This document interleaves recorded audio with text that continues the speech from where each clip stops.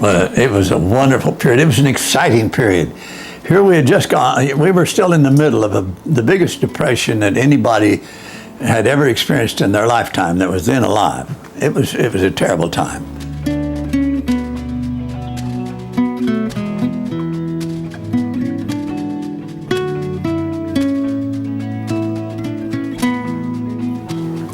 All these programs started coming out of Washington, one right after another. So that here I am, editor of one of the 3 newspapers in Jackson, all of us just starving to death. Nevertheless, it was 3 newspapers, and all of us were young. The oldest editor was 25, the next one was 24, and I was 22 when I became editor of the Jackson Herald.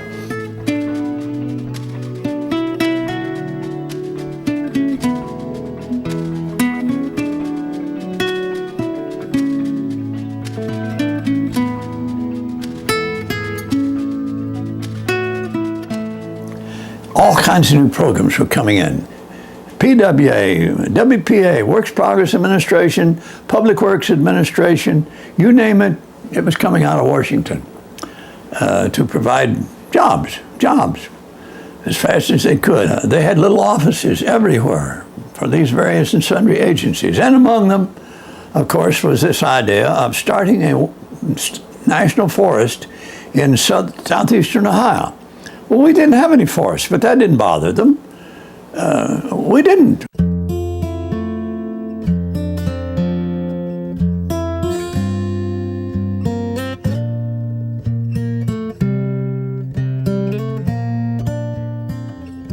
About 4 months ago, I went back to Jackson and reviewed deliberately. I was looking for another story, you understand. But I ran across the beginning of the Wayne National Forest, and I wrote it. I was covering that story. It was a big story then, big story. And the headline, U.S. to buy more than 1 million acres of land for forests. And then the story went on to say that their actual goal was 1,200,000 acres, which would eventually become forest in southeastern Ohio.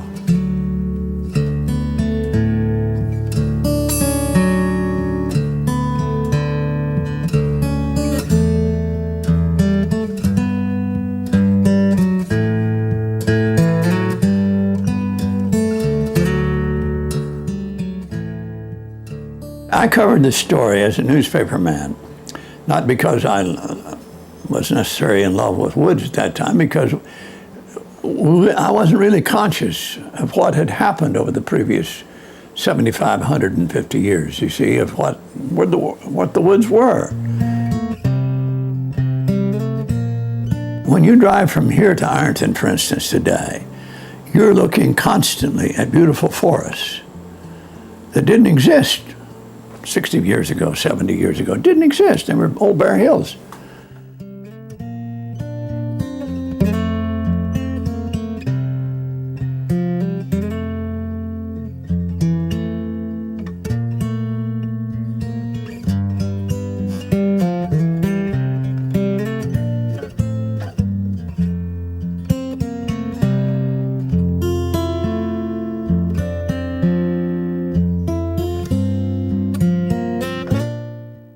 You would see old cornfields on top of the hills and down in the creek bottoms.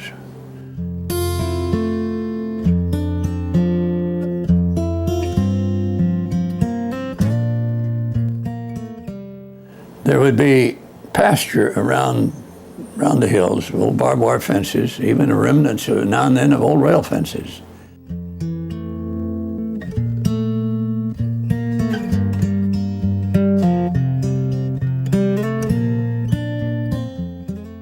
We never saw deer, I can guarantee you. There wasn't a deer in Ohio, not a single deer. There wasn't a single beaver in Ohio.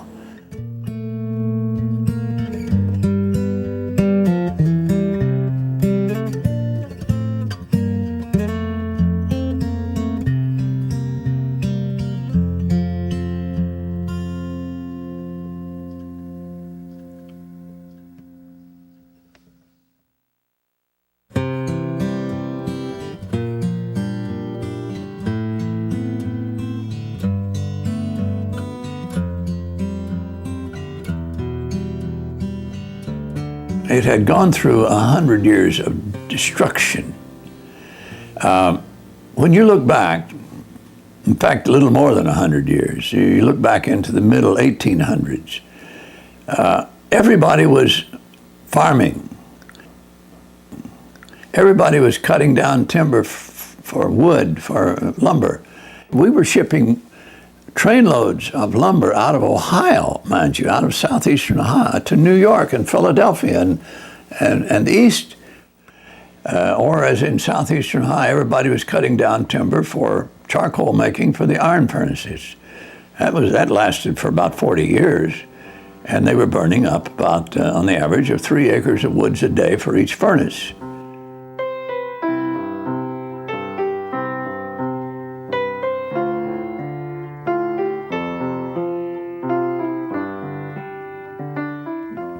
The 2 charcoal furnaces that I actually saw operating were located just south of MacArthur.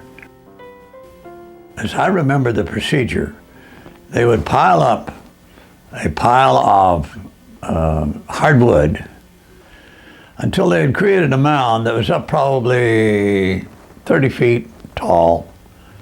And once it was absolutely crammed full, then they would start a slow fire underneath. And they would control that fire very, very slowly. So instead of burning up the wood, it turned it into charcoal.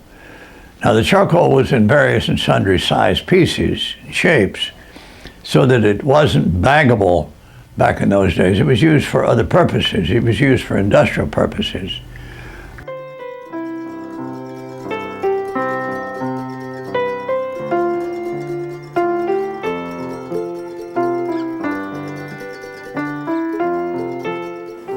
The iron furnaces were all dead except in the 2 in Jackson.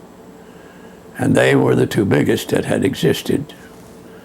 And they made a high silicon iron because of the use of charcoal and limestone in those little furnaces.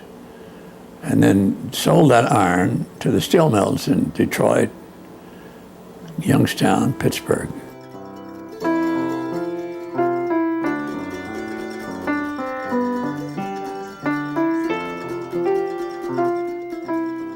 The Hope furnace was just one of about 20 iron furnaces in southern Ohio, and there's even a scattering of 2 or 3 of them in northern Kentucky, where there was this thin range of iron ore that encouraged the Welsh people to come from Wales because they were experienced in this kind of iron smelting, these little furnaces that they could build on the edge of the iron ore veins. So that was how it developed in Ohio, and it developed for probably 40, 50 years as a profitable industry, even though nobody was getting rich because it wasn't a real rich vein. And then all of a sudden, the Mesabi Range was discovered up in Minnesota, and heavens, it was 10 times richer, easier to mine. It was right there on the edge of the Great Lakes, so it could be shipped in big boats anywhere. So Cleveland and Pittsburgh and Chicago benefited directly instantly from the Mesabi Range, and it just killed the iron mines in southern Ohio.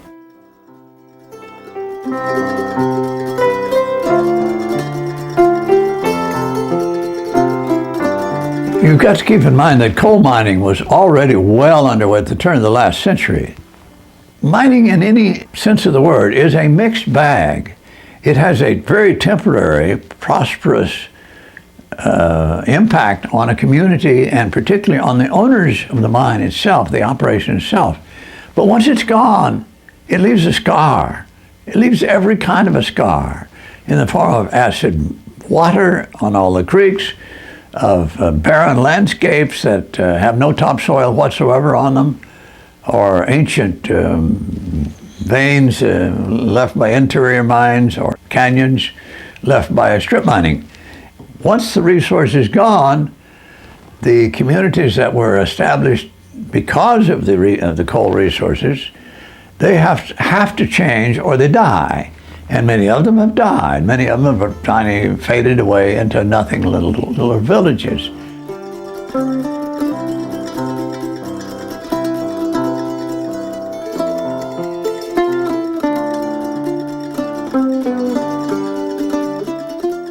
was this whole century, actually more than a century, of wiping our hills and river valleys clean of trees.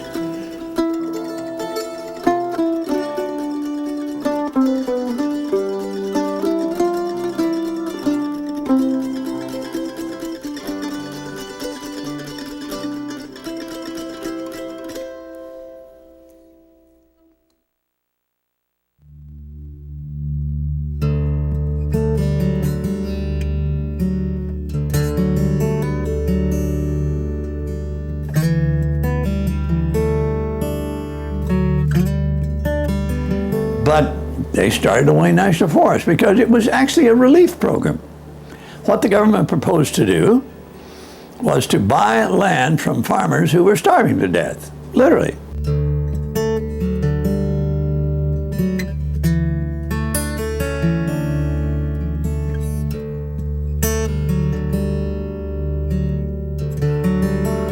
Delinquencies were mounting everywhere, in every rural county. The landowners couldn't pay their taxes. They didn't have the money to pay their taxes. And yet the counties couldn't sell the land at public sale because nobody would buy it.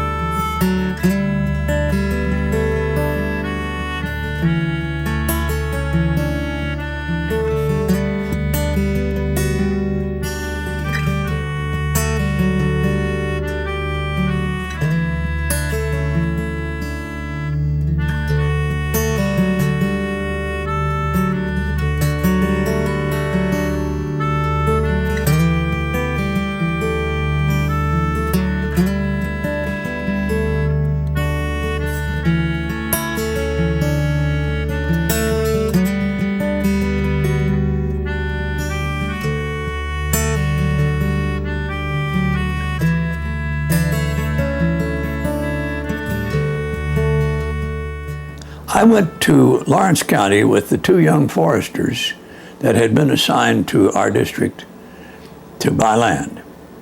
And the reason I was with them was that they had rented the offices right upstairs over my office at the newspaper, the building where our newspaper was. And I went with them to down into Lawrence County to actually buy the first acreage of the Wayne National Forest. And it was just a little worn out hill farm.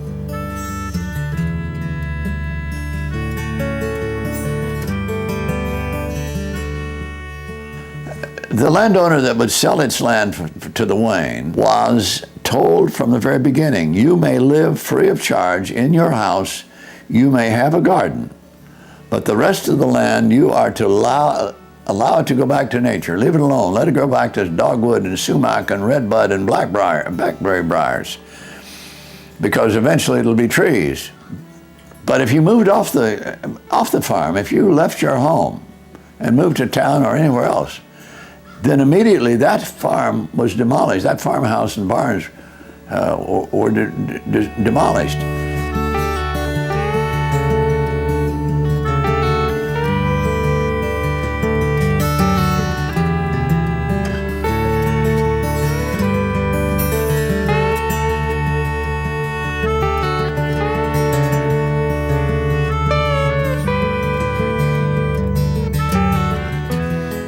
When the federal government began buying land for the Wayne National Forest, what was their program? They didn't have a program of management.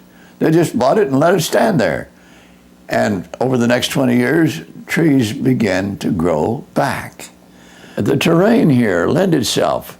It had been forested. It wasn't like the great prairie counties of western and central Ohio.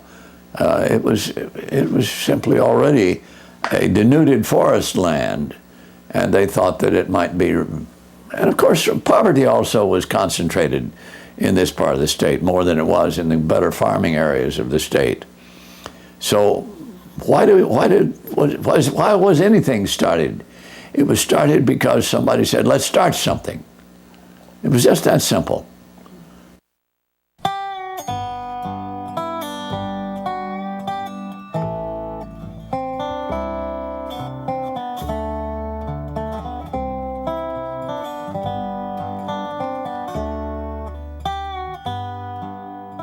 If there was a management program for the land that the Wayne National Forest that was bought for the Wayne National Forest, it probably should be credited to the 3C camps, Civilian Conservation Corps, where the boys from poor families, all the big cities around Ohio and elsewhere, were sent off to camps to build roads in the country, to clear ditches, to build little dams and streams to prevent erosion, anything in the world that you could dream up for them to do. The biggest job for the 3C boys, at least for their superiors, was to dream up projects for them to do.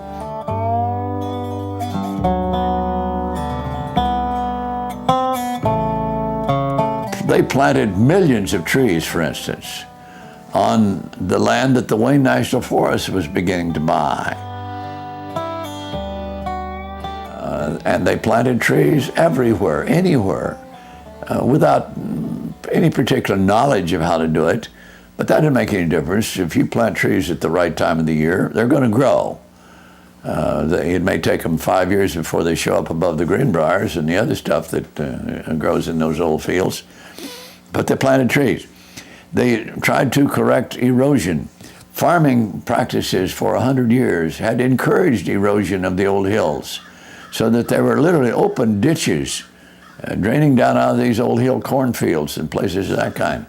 And they would go in and design and build a whole series of little wooden dams.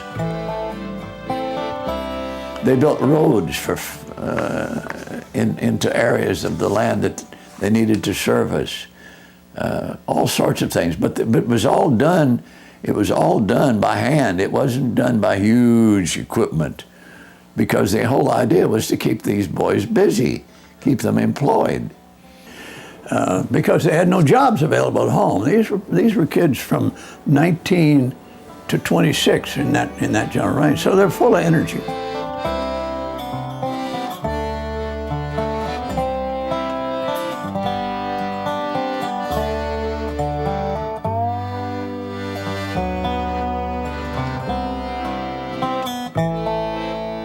And there was a camp established near Jackson, for instance, that housed perhaps 300 young men from Cleveland and elsewhere in Ohio.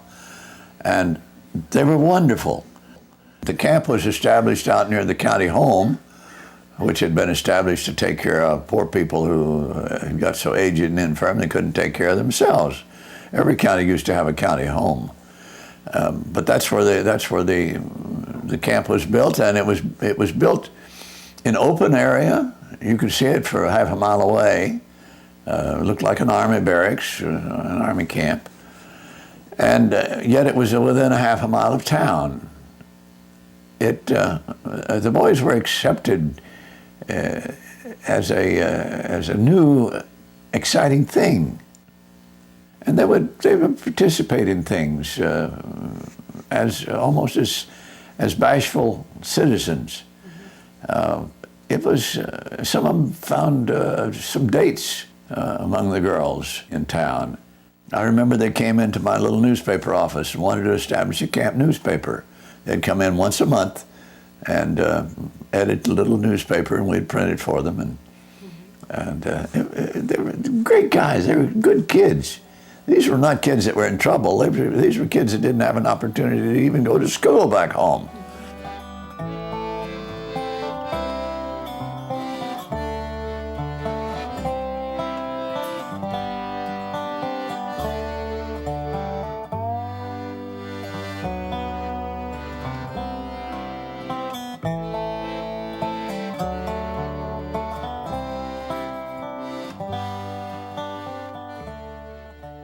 It was that kind of an exciting scramble to rescue a real distressed population.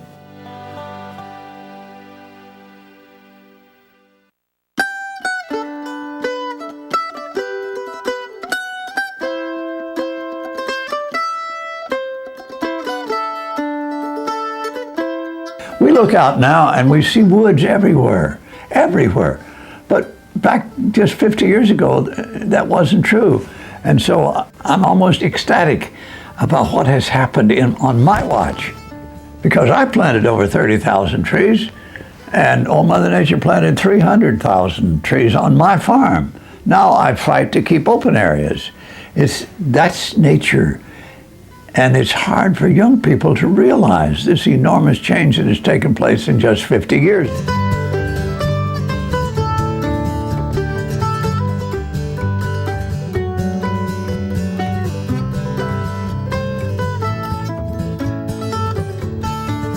But if Old Mother Nature, frankly, if she wasn't determined to grow trees everywhere on these old hills, we wouldn't have 1/10 of the woods we've got now. But she's determined to restore them. And she's succeeding, isn't she?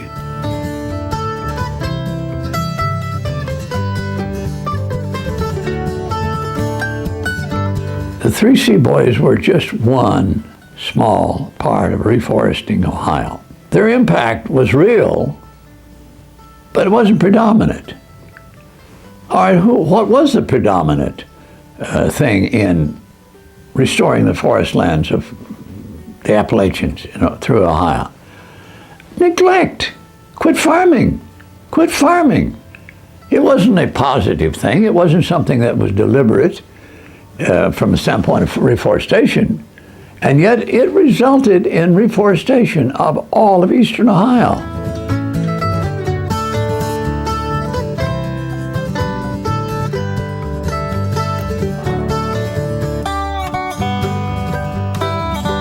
Generally speaking, the Wayne National Forest was just a means of creating jobs. And it worked. It didn't work perfectly, of course. For instance, the announced goal at that time was to establish a national forest in southeastern Ohio of 1,200,000 acres. And had the money and the effort been put into it at that time, they might have achieved 500,000 acres. But after 60 years, the Wayne National Forest is just a little over 230,000 acres, a tiny fraction of what they expected to have. But, the dream was big, but I love big dreamers. And it has a very ragged boundary. It even has pockets of inholdings by private owners.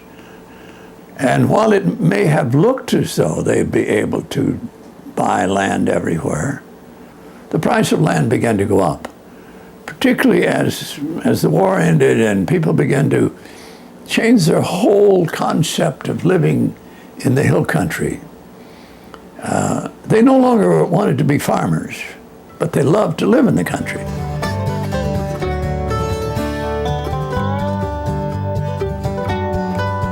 And now we're getting more maturing forests as a result of the mere existence of the Wayne.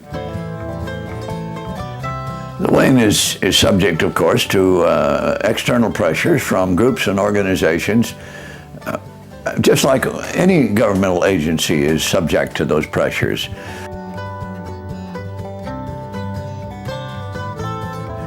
But nevertheless, all of these contributions are very real. And if you live long enough, you begin to realize, hey, there's a balance here that's advantageous to all of us.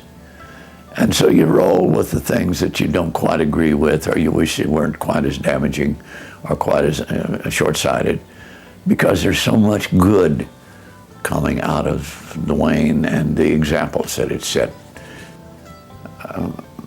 If I have any influence at all on the Wayne from time to time, it is based upon my long years of perspective and my vocally emotional approach to saving as much of that as we can. I preach this sort of thing. I'm an evangelist.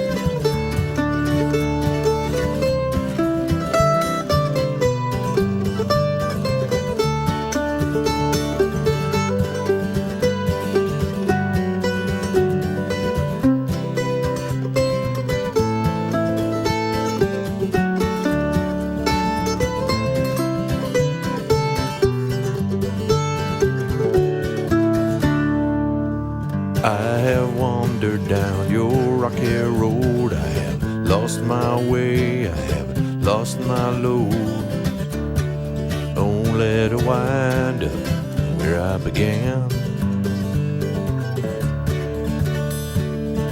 I have wrestled the questions of youth. I have searched for beauty and searched for truth, hung my head at the work of man. So fly me over these foothills,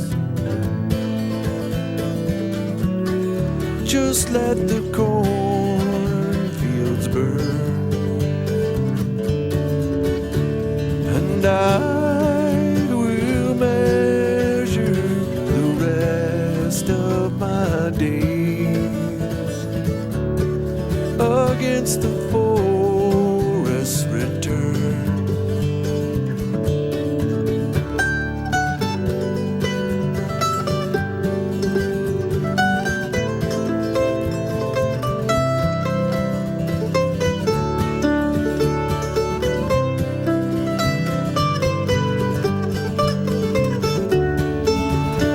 And I will measure the rest of my days against the forest return.